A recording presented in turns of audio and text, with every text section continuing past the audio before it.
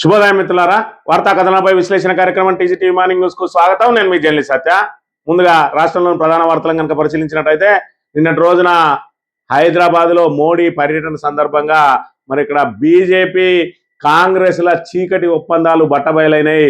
మరి నాతో కలిసిరా, నిన్ను చేరాలనుకుంటున్న చోటికి నిన్ను చేరుస్తా అని చెప్పి మరి బడాయిబాయి మోడీ అంటే మేము ఇప్పుడు నీతోనే ఉన్నాం కదా, అభివృద్ధిలో కలిసి వస్తున్నాము, మేమైతే వికసిత్ భారత్ లో మీ వెంటే ఉంటామని చెప్పి చోటేబాయి రేవంత్ మరి అక్కడ ఏదైతే ఓపెన్ గా అంటే రెండు ప్రత్యర్థి పార్టీలకు సంబంధించి మరి ఆయా అభివృద్ధి విషయాలలో తమ అభిప్రాయాలను పంచుకోవడం వేరు, మరి నువ్వు కాంగ్రెస్ పార్టీని విడిచిపెట్టి నువ్వు రాని మోడీ అనడం, ఈయనే మరి అభివృద్ధిలో మీ వెంటే ఉన్నాం కదా అని చెప్పి ఈయన మాట్లాడడం చూస్తూ ఉంటే అసలు ఏదైతే డబుల్ ఇంజన్ సర్కార్ కోసం ఏ పార్టీని మిగిలనివ్వరా అని ఒకవైపు ఉంటా ఉంటే మరోవైపు ఉప్పు నిప్పులా ఉన్నటువంటి మరి కాంగ్రెస్ బీజేపీల మధ్య మరి ఇక్కడ ఆ కాంగ్రెస్ పార్టీకి ప్రాతినిధ్యం వహిస్తూ కాంగ్రెస్ పార్టీ ముఖ్యమంత్రిగా ఉన్న రేవంత్ మీద ఇంత సాఫ్ట్ కార్నర్ ఎందుకు అంటే వీళ్ళ మధ్య బ్యాక్ ఎండ్ లో ఏం నడుస్తా ఉన్నది అని అంటే మరి ఇప్పటి వరకు ఏదైతే రేవంత్ రెడ్డి ప్రభుత్వం మీద బీజేపీ వీసమెత్తు మాట్లాడకపోవడం, అదే విధంగా చూసుకున్నట్లయితే నిన్నటి రోజున ప్రధానమంత్రి మోడీ కూడా మరి ఏదైతే పరేడ్ గ్రౌండ్ లో నిర్వహించినటువంటి బహిరంగ సభలో రేవంత్ రెడ్డి ప్రభుత్వాన్ని మరి పల్లెత్తు మాట కూడా అనకపోవడం, ఇవన్నీ చూస్తూ ఉంటే మరి బడేబాయి చోటేబాయిల అనుబంధం బట్టబయలవుతా ఉన్నది. మరోవైపు బండి సంజయ్కి సంబంధించిన కేసు విషయంలో కూడా కాంగ్రెస్ పల్లెత్తు మాట్లాడడం లేదు, మరి నోరు విప్పడం లేదు. ఫోక్సో కేసు అయి ఒక ప్రత్యర్థి పార్టీకి సంబంధించిన కీలక నేతగా ఉన్నటువంటి వ్యక్తి యొక్క కొడుకు ఇలాంటి అరాచకాలకు పాల్పడితే గతంలో ఆయనకు మరి ఇలాంటి ఏదైతే కొట్టిన విద్యార్థులను కొట్టిన కేసులు ఆ కేసులు అన్ని ఆయన క్యారెక్టర్ మీద మరి మచ్చ ఉన్నప్పటికీ కూడా కాంగ్రెస్ నాయకులు ఎందుకు నోరు మదపడం లేదు అని అంటే ఇక్కడ బీజేపీ కాంగ్రెస్ అలయన్స్ సర్కార్ నడుస్తా ఉన్నది. ఢిల్లీలో కొట్లాట, గల్లీలో దోస్తాని అన్నట్టుగా వ్యవహరిస్తా ఉన్నారు. ఇప్పటికే మరి ఇక్కడ ఆర్ఎస్ బ్రదర్స్ ఏదైతే రేవంత్ సంజయ్ బ్రదర్స్ అని, RK brothers Revanth Kishan Reddy brothers అని చెప్పి ఇప్పటికే అనేక ఆరోపణలు వస్తూ ఉంటాయి. ఆరోపణలకు బలం చేకూరుస్తూ ఇవాళ బడేబాయి చోటేబాయి ఇద్దరు కూడా ఒకటే. రేవంత్ రెడ్డి ఏదైతే టెక్నికల్ గా మాత్రమే కాంగ్రెస్ ముఖ్యమంత్రిగా ఉన్నాడు, కాంగ్రెస్ మెడలు పట్టి బయట గెంటిన మరుక్షణం ఆయన బీజేపీలో చేరతాడని. మరోవైపు చూసుకున్నట్టయితే ఇక్కడ ఏదైతే తెలంగాణలో పాగా వేయాలనుకుంటున్నటువంటి మరి బీజేపీ పార్టీ ఇవాళ ఇక్కడ ఉన్న నాయకులతోటి కాదు, ఆల్రెడీ ముఖ్యమంత్రిగా ఉన్న మరి రేవంత్ రెడ్డి చరిష్మాను వాడుకొని బ్యాక్ ఎండ్ లో టీడీపీ సపోర్ట్ తీసుకొని ఏదైతే యువతకు జనసేన ద్వారా గాలం వేసి 2028-29లో జరిగేటువంటి అసెంబ్లీ ఎన్నికల్లో ఎన్డీఏ అభ్యర్థిగా రేవంత్ రెడ్డిని మరి ముందర పెట్టబోతా ఉన్నదనే అనుమానాలు కూడా వ్యక్తమవుతున్నాయి. తమ చేతికి రావడం కోసం బీజేపీ ఎంతకైనా తెగిస్తుందని చెప్పడానికి మరి నిన్నటి రోజున ఏదైతే ఓపెన్ గా ఆఫర్ ఇవ్వడమే మరి దీన్ని నిదర్శనంగా చెప్పుకోవచ్చు. వార్తా కథనాలను కనుక పరిశీలించినట్టయితే ముందుగా మంథని నియోజకవర్గానికి సంబంధించిన వార్త చూసుకున్నట్టయితే దళిత యువకుడి దారుణ హత్య 10 రోజుల తర్వాత బయటపడిన ఘటన. మంత్రి గాడిదల గండి గుట్టపై కులిన మృతదేహం కాల్డేట ఆధారంగా నిందితులను గుర్తించిన పోలీసులు. ప్రేమ వ్యవహారమే హత్యకు దారి తీసిందా, హైదరాబాద్ లో హత్య చేసి ఇక్కడ పడేసి అని చెప్పి రామగిరి మండలం సింగిరెడ్డిపల్లి గ్రామానికి చెందిన జూల వంశీ అనే దళిత యువకుడు దారుణ హత్యకు గురయ్యాడు. హత్య జరిగిన 10 రోజుల తర్వాత బయటపడ్డ ఈ ఘటన స్థానికంగా సంచలనం సృష్టించింది. మంత్రిని శివారులోని గాడిలగండి గుట్ట వద్ద ఆదివారం కులిన మృతదేహం కనిపించడంతో పోలీసులు రంగంలోకి దిగి అన్ని కోణాల్లో దర్యాప్తు చేపడుతుండగా ఆసక్తికరమైన విషయాలు వెలుగు చూశాయి. ప్రేమ వ్యవహారమే హత్యకు దారితీసినట్టు తెలుస్తుంది. కాగా మృతుడు వంశీని 10 రోజుల కిందట పథకం ప్రకారం హైదరాబాద్ కు పిలిపించి అక్కడే హత్య చేసి ఓ చాపల చుట్టి మంత్రికి తీసుకొచ్చి గాడిలగండి గుట్ట వద్ద పడేసినట్టు పోలీసులు నిర్ధారించారు. గోదావరిఖని ఏసీబీ మడత రమేష్ కథనం ప్రకారం మంత్రిని గాడిలగండి గుట్ట వద్ద కులిన మృతదేహం ఉందని ఆదివారం వచ్చిన సమాచారంతో పోలీసులు ఘటనా స్థలాన్ని పూర్తిగా పరిశీలించారు. గత నెల 30న రామగిరి మండలం సింగిరెడ్డిపల్లి గ్రామానికి చెందిన జూలవంశీ కనిపించకుండా పోయినట్లు కుటుంబ సభ్యులు గోదావరిఖని 2 టౌన్ పోలీస్ స్టేషన్లో ఇచ్చిన ఫిర్యాదుతో మిస్సింగ్ కేసు నమోదు చేయగా మృతదేహం వంశీగా గుర్తించి అతను సెల్ డేటా ఆధారంగా దర్యాప్తు వేగవంతం చేశారు. సింగిరెడ్డిపల్లి గ్రామానికి చెందిన ఒక యువతిని వంశీ ప్రేమించగా కొన్నాళ్ల తర్వాత ఆ అమ్మాయి మరో వ్యక్తిని పెళ్లి చేసుకుని వెళ్ళిపోయింది. అయితే ఇటీవల గ్రామ దేవతల కొలుపు సందర్భంగా గ్రామానికి వచ్చిన యువతిని చూసి వంశీ మళ్లీ మాటలు కలిశాయి. ఇద్దరిని మధ్య ఫోన్ సంభాషణలు తరచుగా నడవడంతో విషయం భర్త కంటపడింది. దీంతో ఆమె భర్త గత నెల 30న వంశీని పథకం ప్రకారం హైదరాబాద్ కు పిలిపించి హత్య చేసి మంత్రి సమీపంలో గాడిదగండి గుట్ట వద్ద తీసుకొచ్చి పడేసినట్టు భార్యాభర్తలు ఒప్పుకున్నారు. కాగా ఘటనా స్థలంలో మృతుడి కుటుంబ సభ్యులు ఆందోళన దిగిన హత్యకు కారణమైన నిందితులను తప్పకుండా శిక్ష పడేలా చర్యలు తీసుకుంటామని, బాధితులకు న్యాయం చేస్తామని ఏసీబీ హామీ ఇవ్వడంతో ఆందోళన విరమించారు. గంటల వ్యవధిలోనే మిస్టరీ ఛేదించామని హత్య ఘటనలో ఎవరి పాత్ర ఉందో ప్రతి ఒక్కరికి శిక్ష పడేలా చర్యలు తీసుకుంటున్నామని ఏసీబీ తెలిపారట. ఎస్సీ ఎస్టీ యాక్ట్ ప్రకారం చట్టం కింద కేసు నమోదు చేసి అన్ని కోణాల నుంచి దర్యాప్తు చేపడుతున్నారు తెలిపారు. కాగా ఈ ఘటన జిల్లాలో ఒక్కసారిగా కలకలం రేపింది. మరి ఇక్కడ చూసుకున్నట్టయితే సింగిరెడ్డిపల్లి గ్రామానికి సంబంధించిన వంశీ అదే గ్రామానికి సంబంధించిన ఒక యువతిని ప్రేమించిందట.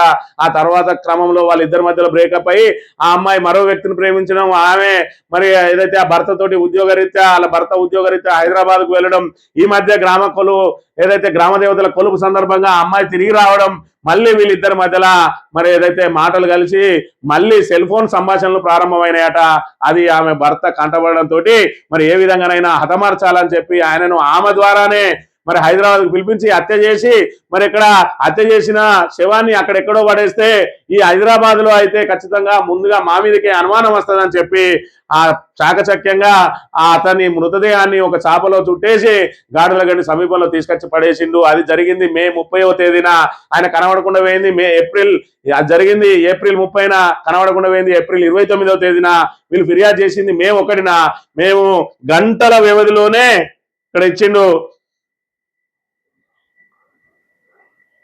గంటల వ్యవధిలోనే మిస్టరీ ఛేదించామని, హత్య ఘటనలో ఎవరి పాత్ర ఉందో ప్రతి ఒక్కరికి శిక్ష పడేలా చర్యలు తీసుకుంటున్నామని ఏసీపీ తెలిపినట. గంటల వ్యవధిలోనట ఏప్రిల్ 30వ తేదీన హత్య జరిగితే అదే వ్యక్తులు వాళ్ళు మేము హత్య చేసిన ముర్రు అని చెప్పి ఒప్పుకొని వాళ్ళు ఫలానా చోట మృతదేహం పడేసినామని వాళ్ళు చెప్తే తప్ప వీళ్ళకి మృతదేహం దొరకలేదు.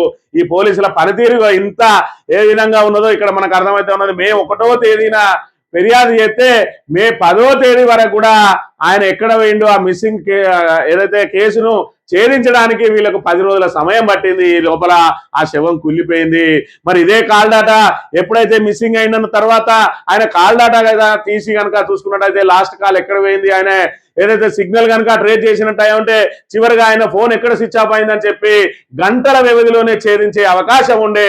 వీళ్ళు కావాలని దళిత యువకుని మరి ఆ కేసు ఘటన పట్ల నిర్లక్ష్యం వహించి చివరికి 10 రోజులైనా రాకపోవడంతో బంధువులు పదే పోలీసుల మీద ఒత్తిడి తీసుకురావడంతో చివరి నిమిషంలో వాళ్ళు ఆ కాల్ డాటా ఆధారంగా అమ్మాయితోటి మాట్లాడి అమ్మాయిని పిలిపించి మరి వాళ్ళను కొంచెం దమ్దం చేస్తే వాళ్ళు చెప్పిన మరి ఆచూకీ ఆధారంగానే శవాన్ని మృతదేహాన్ని గుర్తించారు తప్ప పోలీసులకు అక్కడెవరో చూసి చెప్పలేదు, పోలీసులు ఎక్కడో పోయి చేయలేదు.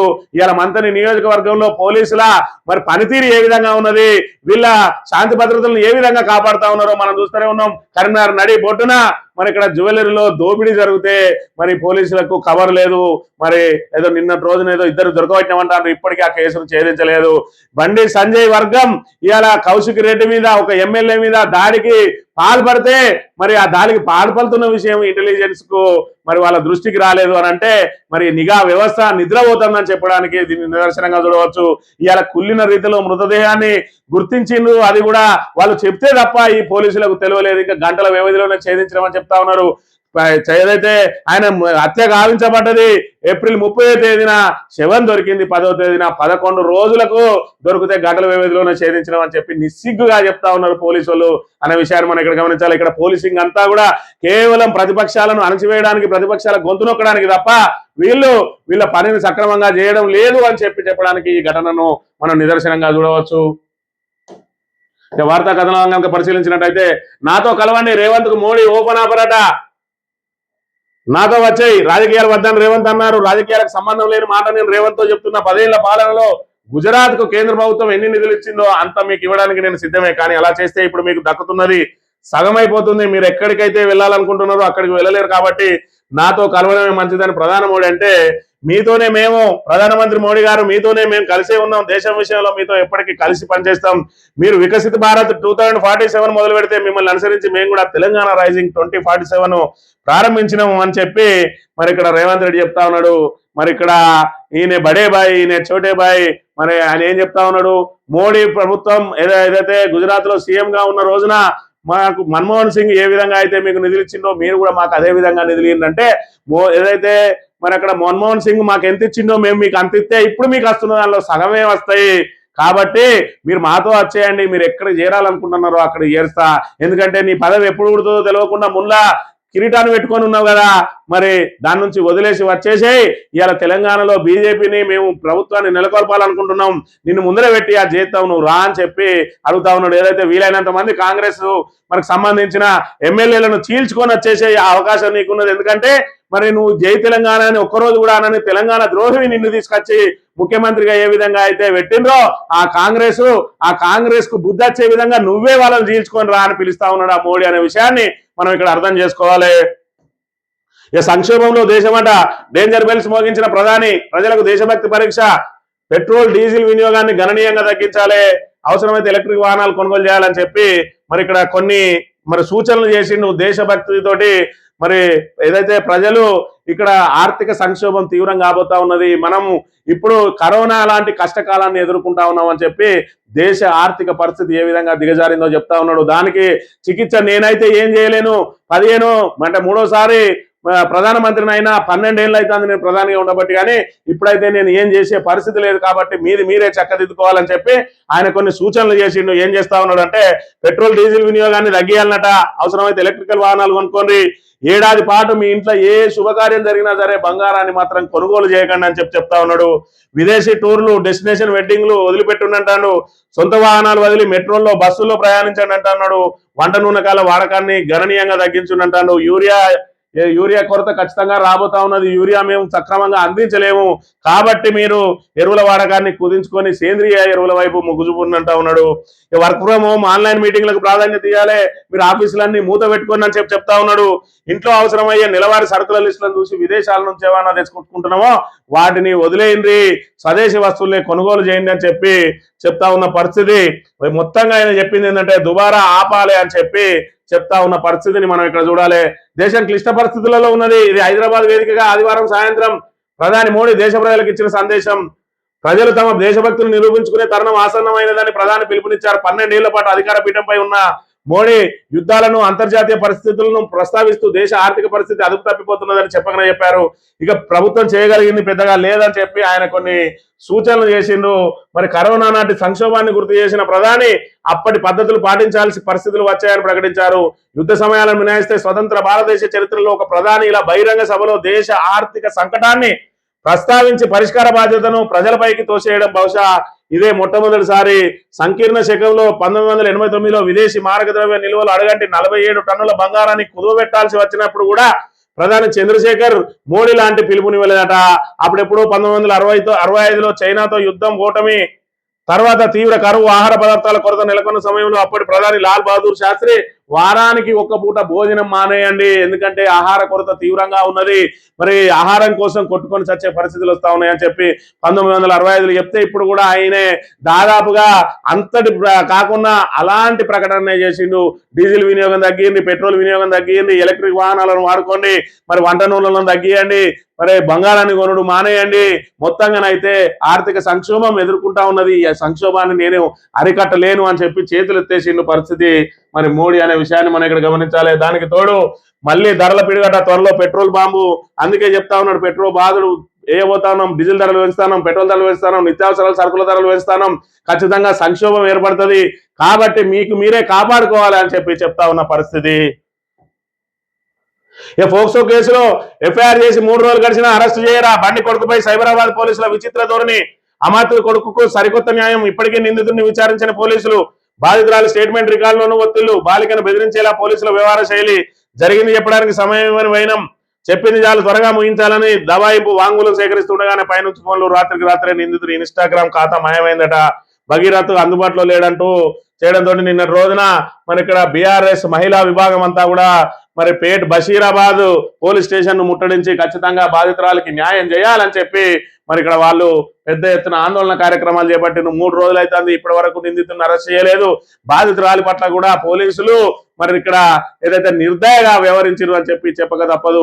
మొత్తంగా పేదోడికి ఒక న్యాయం, పెద్దోడికి ఒక న్యాయం అని చెప్పి ఇక్కడ కాంగ్రెస్ బీజేపీలు చట్టా పట్టాలు వేసుకొని ఇవాళ మరి చట్టాలను తుంగలో దొక్కుతా ఉన్న పరిస్థితిని కూడా చూడవచ్చు. సాక్షి దినపత్రిక విషయానికి వస్తే అబ్కి బార్ తెలంగాణ సర్కార్ అట రాబోయే రోజులలో బెంగాల్ ప్రకంపనలు ఇక్కడ కూడా కనిపిస్తా ఉన్నాయంటా ఉన్నాడు. బెంగాల్ ప్రకంపనలు మాట దేవుడెరుగు, నీ బీజేపీ నాయకుల దుందుడుకుతనం, నీ బీజేపీ నాయకులు ఎవరికి వాళ్ళే అణచివేసుకున్న తనంతో ఇవాళ బీజేపీ అనేది తెలంగాణలో మరి 3rd ప్లేస్ కాదు, రాబోయే రోజులలో 8+8 ఏవైతే ఉన్నాయో అందులో సగం కూడా వచ్చే పరిస్థితి లేదు. ఇంకా మోడీ వికాసాన్ని చూసి ఓట్లేసే పరిస్థితి లేదు. ఎందుకంటే 12 ఏళ్ల పరిపాలన తర్వాత చేతులెత్తేసిన మోడీని చూసి ఇంకా ఏ మొహం పెట్టుకొని ఇవాళ తెలంగాణ ప్రజలు ఓటేస్తారు?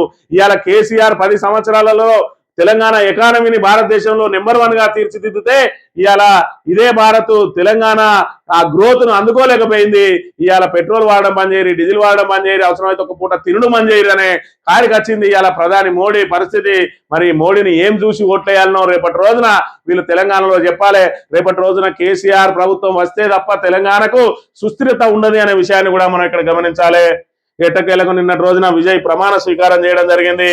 మరి ఇక్కడ 5 పార్టీల మద్దతుతోటి మరి ఇక్కడ ఏదైతే వామపక్షాల 2 సిపిఐ, సిపిఎం, అదేవిధంగా కాంగ్రెస్, అదేవిధంగా వీసీకే, అదేవిధంగా మరి ఇండియా ముస్లిం లీగు ఇవన్నీ కూడా చేయడంతో 120కి చేరి మొత్తంగా మరి ఆయన అనుకున్న లక్ష్యాన్ని మాత్రం చేరుకోవడం జరిగింది. నిన్నటి రోజున మరి ఆయన ముఖ్యమంత్రిగా ప్రమాణ స్వీకారం చేయడం జరిగిన అంశాన్ని చూడవచ్చు. అదేవిధంగా ఇంటర్ అడ్మిషన్లు పాత పద్ధతిలోనట మరి 1 to 12 అని చెప్పి ఇంటర్ బోర్డును రద్దు చేస్తా అని చెప్పేదైతే తుగ్లకు ఏషాలు వేయండు రేవంత్ రెడ్డి.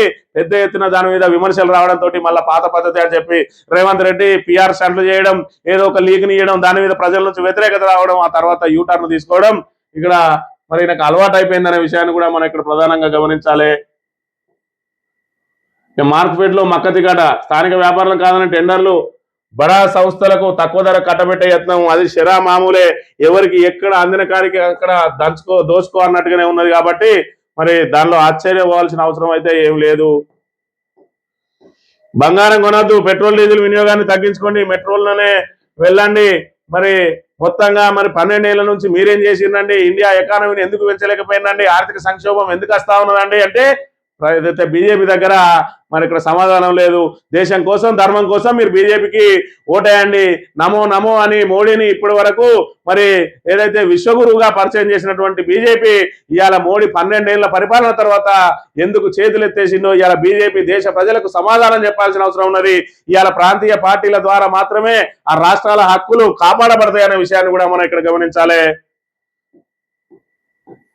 బాబు ఇంట సరదాగానట నిన్నటి రోజున మరి ఇక్కడ ఏదైతే ఆంధ్రప్రదేశ్కి వెళ్ళిన మోడీ ఇటు బాబు ఇంటికి, అదేవిధంగా పవన్ కళ్యాణ్ ఇళ్లకు కూడా వెళ్ళి పవన్ కళ్యాణ్ ఏదైతే మరి ఆయన అనారోగ్యంతో ఉన్నాడో ఆరోగ్యం జాగ్రత్త అని చెప్పిన పరిస్థితిని కూడా మనం ఇక్కడ ప్రధానంగా చూడవచ్చు.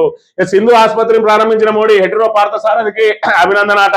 ఇవాళ కేంద్ర రాష్ట్ర ప్రభుత్వాలు 2 కూడా రేవంత్ రెడ్డి అంటే ప్రైవేట్ ఆసుపత్రులు ఓపెన్ చేసుకుంటాం, మీది 100వ బ్రాంచ్ పోవాలని ఆయన కోరుతా ఉంటాడు.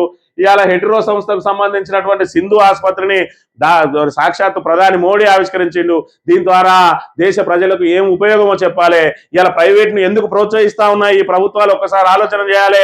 ఇవాళ ఏదైతే కార్పొరేట్ స్థాయి ఆసుపత్రి 1000 పడకల ఆసుపత్రిని 2000 పడకల ఆసుపత్రిని వచ్చి ఓపెన్ చేసిన ప్రధానమంత్రి అన్నట్టు కాకుండా ఇవాళ ప్రైవేట్ ఆసుపత్రిని ఓపెన్ చేసి మరి ప్రజలందరికీ ఏం సందేశం ఇస్తా ఉన్నాడు? అందరినీ ప్రైవేట్ ఆసుపత్రుల వైపు మొగ్గు చూపాలని చెప్తా ఉన్నాడు కూడా చూడాల్సిన అవసరం ఉన్నది. నిత్యావసరాలు మరింత ప్రియమట, మళ్ళీ ధరలు పెంచే యోచనలో ఎఫ్ఎంసీజీ కంపెనీలు అని చెప్పి ఖచ్చితంగా ధరలు పెరగబోతా ఉన్నాయి. ప్రధానమంత్రి చెప్పిన దానికి వీటికి మరి ఇక్కడ సరిపోలుతా ఉన్న పరిస్థితిని కూడా చూడవచ్చు. విజయ్ ప్రమాణ స్వీకార మహోత్సవంలో అందరి చూపు కూడా త్రిష వైపే ఉన్నది. ఎన్నికలకు ముందు త్రిషకు సంబంధించిన అంశాన్ని తెర మీదకి తీసుకొచ్చి విజయ్ని డ్యామేజ్ చేయాలని చూస్తే ఇవాళ ఏదైతే ఆ ప్రత్యర్థి పార్టీలు చేసినటువంటి ప్రచారం ఇవాళ విజయ్కి త్రిషకు మధ్యలో గ్రీన్ సిగ్నల్ ఇచ్చినట్టయింది. ప్రజలే ఏదైతే ప్రత్యర్థి పార్టీలే వీరిద్దరిని కలిపి వీరిద్దరు ఇక ఒకటే ఇంట్లో నివాసం ఉన్నా కూడా ప్రజలు పట్టించుకునే అవసరం లేకుండా వీళ్ళు ముందస్తుగానే ప్రచారం చేసి వాళ్ళకొక మరి ఇక్కడ గ్రీన్ కార్పెట్ వరిచినట్టుగా కూడా మనం ఇక్కడ ప్రధానంగా చూడవచ్చు. బండి సంజయ్ మరి ఇక్కడ బండి సంజయ్కి సంబంధించిన అంశం చూస్తూ ఉంటే అలా కొడుకు పోక్సో కేసులో ఇరికించిన తర్వాత ఈయనను ఆ ప్రధాన ఆహ్వాన పత్రంలో నుంచి ఆయన పేరు తొలగించినా కూడా మరి కాళ్ళ వేళ్ళ పడ్డడో ఏం చేసిందో కానీ మొత్తంగా మాత్రం మళ్ళీ మోడీ సభకు ఆయన ఉండడు అని చెప్పి అందరూ భావిస్తే ఆయన వచ్చి మోడీ ప్రధాని పక్కనే ఉండి నిన్నటి రోజున ఆయన ప్రగల్భాలు వలుకుతా ఉన్నాడు. ఇవాళ ఏదైతే నేను ఏ తప్పు చేయలేదు, నేను ఆర్ఎస్ఎస్ నుంచి కార్యకర్తగా చేసిన, బీజేవైఎం కార్యకర్తగా చేసిన, నేను దేశం కోసం ధర్మం కోసమే చేస్తా ఉన్నా, అందరి సంగతి చెప్తా ఉన్నాడు. ఎవరి సంగతి చెప్తాడు బండి సంజయ్? ఒకసారి ఆలోచన చేయాలి. ఇవాళ నీ కొడుకు ఎవరినైతే అత్యాచార యత్నం చేయబోయిండో ఆ బాధితుల కుటుంబ సభ్యుల సంగతి చెప్తావా? ఇవాళ ధైర్యంగా వచ్చి ఫిర్యాదు చేసిన అమ్మాయి సంగతి చెప్తావా? ఇవాళ ధైర్యంగా ఆమె ఫిర్యాదు చేయడానికి సహకారం అందించిన ఆమె తల్లిదండ్రుల సంగతి చెప్తావా? ఇవాళ లేదంటే తప్పు చేసిన నీ కొడుకును నడి రోడ్డు మీద ఉరిదీయడానికి నువ్వు మరి సహకరిస్తావా? ఒకసారి ఆలోచన చేయాలి. తప్పు నేను చేయలేదంటే అది ఒప్పే కావచ్చు, కానీ నీ కొడుకు చేసిన తప్పుకు నువ్వు బాధ్యత వహించాల్సిన అవసరం లేదా? నువ్వు మరి గతంలో కేసీఆర్ కుటుంబ సభ్యులందరినీ కూడా ఏ విధంగా అయితే విమర్శించినావు, ఆయన మనవన్ని కూడా నువ్వు విమర్శించి నీరాకచ్చే వరకు మాత్రం పిల్లలను రాజకీయాల్లోకి లాగద్దంటున్నావు. ఆ బుద్ధి ఆ సోయి నీకు ఉన్నట్టు ఉంటే ఇవాళ నీ కొడుకు విషయంలో నిన్ను ఈ మీద ఇన్ని రకాల విమర్శలు వచ్చేటియా?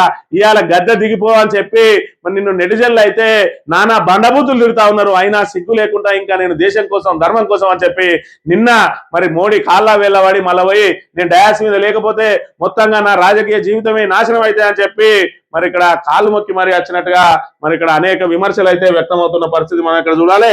అందుకే ప్రధానమంత్రి మోడీ తోటి ఇంకా చేతులు మొక్కుకుంటూనే ఉంటా ఉన్నాడు. ఈయనే అది సప్పట్టు కొడతాడా చేతులు మొక్కుతాడా కూడా అర్థం కాని పరిస్థితి ఉన్నది. తెలంగాణ భాజపాదే ఇలాంటి నాయకులను ముందర పెట్టుకుని నువ్వు ముందుకు పోతే ఖచ్చితంగా తెలంగాణ భాజపాదే.